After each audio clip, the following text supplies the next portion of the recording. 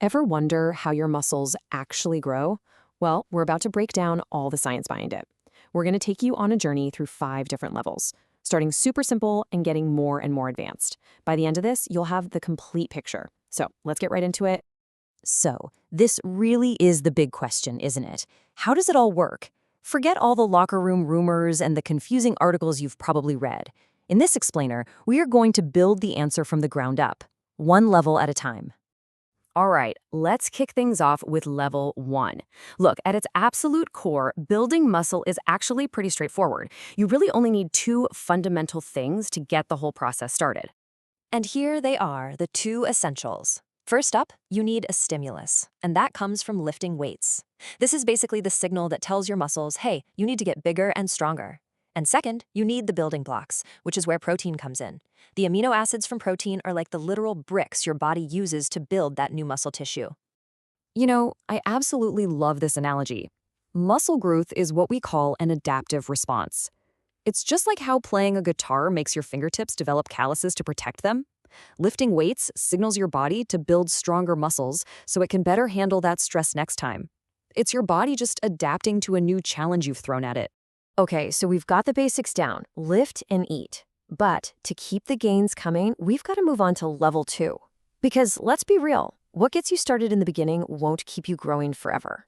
And this right here is the secret sauce for any long-term gains. It's called progressive overload. Now, it sounds like a fancy term, but it's a really simple idea. You just have to keep making your workouts a little bit harder over time. I mean, think about it. If you're lifting the exact same weight for the exact same reps a year from now, why would your body need to grow?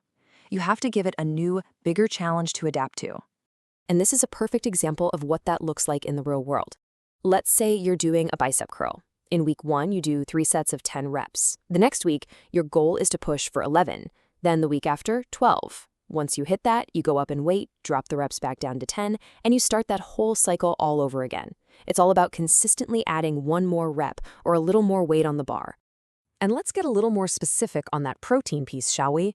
All the research points to a clear sweet spot for maximizing muscle growth, somewhere between 1.6 to 2.2 grams of protein per kilogram of body weight. Now, if you think in pounds like I do, that's roughly 0.7 to 1.0 grams per pound. A really simple rule of thumb, just aim for about 1 gram of protein per pound of your goal body weight. Welcome to level 3, folks. Okay, so we know progressive overload is the grand strategy, but how we actually apply it in the gym, well, that depends on several key factors. Think of these as the dials we can turn to really fine-tune that growth stimulus. So, these are the main variables you can play with in every single workout. We're going to touch on effort, how hard you're pushing, volume, how many sets you're doing, intensity, how heavy the weight is, and of course your exercise choices and how often you train. Nailing these is really how you get the most bang for your buck in the gym. Okay, and this is probably the most important point of this entire level. Effort is king. Honestly, if you aren't pushing hard enough, nothing else really matters. The science is pretty clear that you don't have to train to absolute failure on every single set, but you gotta get close. A great rule of thumb is to finish most of your sets feeling like you maybe could have squeezed out 2 or 3 more reps if you had to. Now, this one is huge. More is not always better. The research on training volume shows this classic inverted U curve. If you do too little, well, you leave gains on the table. But if you do too much, your body can't recover and you'll actually grow less. For most people, that sweet spot seems to be somewhere in the ballpark of 10 to 20 hard sets per muscle group per week. All right, time to bust a really common myth. You can forget about that so-called hypertrophy zone of 6 to 12 reps. The truth is, you can build muscle in pretty much any rep range as long as you're training hard enough. A much smarter approach is to use a mix. Do most of your work, say 75% in that 6 to 15 rep range, but also sprinkle in some heavier, low rep work and some lighter, high rep sets too. Okay, we've covered the what and the how. Now, for level 4, we're going to dig a little deeper into the physiology and ask the big question, what is actually causing the muscle to grow? What's the real trigger here? For a long, long time, the scientific community focused on these 3 potential drivers, mostly based on a huge paper from 2010. You had mechanical tension, which is the force on the muscle as it stretches and contracts. Then there's muscle damage, those little micro tears you get from training. And finally, metabolic stress, which is that pump feeling you get from all the metabolic byproducts building up in the muscle. And, I mean, who knows the pump better than Arnold, right? That tight, swollen feeling in your muscles, that's metabolic stress. And for years, people chased that feeling, thinking that getting a massive pump was one of the main reasons muscles grow. But is it? And here's another myth we really need to put to bed. Soreness does not equal growth. In fact, getting excessively sore can actually be a sign that you've done too much damage. When that happens, your body has to spend all its resources just repairing the damage instead of building new, bigger muscle. So no, the goal is not to be as sore as humanly possible. So, if it's not really about muscle damage, and it's not really about the pump from metabolic stress, then what is it? Well, the scientific consensus today has landed on a very clear answer: mechanical tension. That force generated when a muscle is stretched and then contracted under a heavy load, that is the undisputed #1 driver of muscle growth. This should be the main goal of our training. And here we are. Welcome to Level 5. We know tension is king.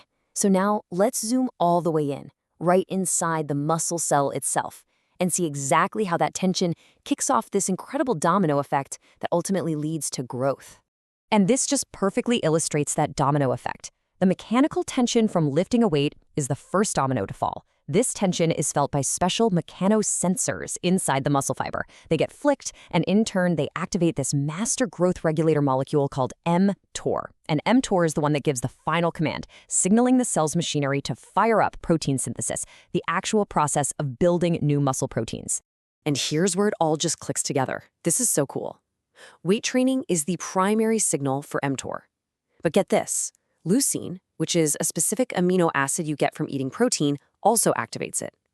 This is exactly why you need both the stimulus from your training and the building blocks from your diet to get the maximum growth signal. It's like a two-part key. This is the whole science behind why people drink a protein shake after a workout. You're getting that leucine in to complement the training signal and fully crank up that mTOR pathway. And what's happening here, the end result of this whole process, is something called myofibrillar hypertrophy. All that really means is you're growing the actual contractile parts of the muscle, the bits and pieces that produce force. It's what makes your muscles not just look bigger, but actually get stronger. So, there you have it. We've gone from the gym floor all the way down to the inside of a muscle cell. We know now with confidence that mechanical tension is the key. So the big question we're left with is, what does this mean for the future of training? How can we use this knowledge to design even smarter, more effective ways to work out? And that's it for this deep dive into the science of muscle growth. Thanks so much for joining me. Now go put some of this science into practice. I'll see you in the next one.